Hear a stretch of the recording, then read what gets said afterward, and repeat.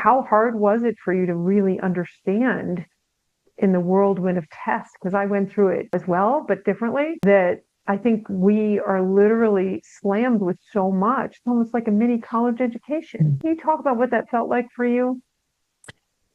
Yeah, it was a blur. It was a lot. And, I'm a lawyer, so I took notes. I didn't know what I was writing down, but I took notes because I was like, I'm just going to write down what you're Yeah. saying. Yeah. But I think, kind of in the military too, like you're given your orders and you do it. Um, and so I think part of it was just, okay, they're telling me this. Not that I didn't have questions, because I did have questions, but it was kind of just my habit of just taking in information and then like, oh, I'll process it later kind of thing, maybe. Yeah. Of course. Yeah, it happened so fast. You didn't process anything, did you? It was very No. hard to process things. And it was hard to know, even the questions I did have, it was hard to know if that was a question worth pursuing or should I have questions? And they would always ask me that too. They'd be like, do you have any questions? I'm like, I don't know. Should I? Like, Yeah. Um, Screens left.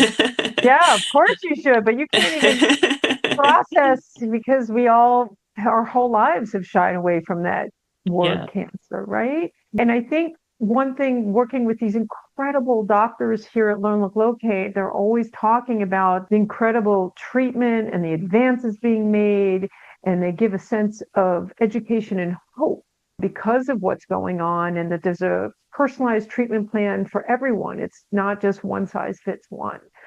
But we still can't even process that because of what's happening. And I want to ask you about the emotional impact, because one of the reasons why I started this, what I found when I was going to this big cancer center, there was not the emotional side. To me, that is the missing piece of this incredible puzzle. We've got Mhm. to piece this together and give people Mhm. the emotional grace to process what really is happening. And so I called it like a fast track, just like the whirlwind of tests.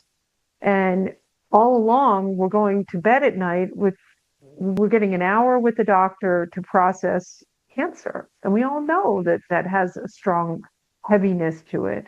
Mhm. So I want to share with you, Lindsey, and this audience that I got hooked up with an Imerman Angel, which is a one-to-one mentor support program that's international and free. And it's Oh, for caregivers too. oh, wow. So it's for your sister, it's for your husband, it's for you. And they uniquely pair you up with someone who's had a similar cancer. Wow. So I was paired up with a breast cancer survivor, stage 2B, and she went through almost exactly the same, but she was 2 years out. And so she educated me on genomic testing, which I had no idea. It's not genetic testing. So that is also why I started this, because I'm like, I wouldn't have known any of this if it weren't for her. And I was able to text her. I was able to understand some of this because, like you said, you're in some ways, unfortunately, you were lucky to have people in the military to lean on. But some people, even especially if whether they're deployed or whatever, they might not have anyone, or your husband might be struggling with how hard, you know what I mean? So I just want to point that out, that there is support out there. It's totally free, it's international, and I'm a huge fan. So, and that's the big part of my initiative, because the emotional part of this I think is missing as well.